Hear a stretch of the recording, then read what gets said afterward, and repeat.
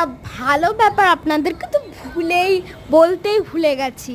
খুব ভালো ব্যাপার এটা করেছে যে যারা ধরো অসুস্থ বা চলতে পারবে না পুরো মন্দির, তাদের জন্য আলাদা করে র্যাম্প করা হয়েছে, র্যাম্পের রাস্তা এবং হুইল চেয়ার করা হয়েছে। যারা যারা চলতে পারবে না অবশ্যই তাদের জন্য বন্দোবস্ত আছে, তারা আসতে পারে, মন্দির চত্বরে আসতে পারে এবং দর্শন করতে পারে, দিব্য দর্শন।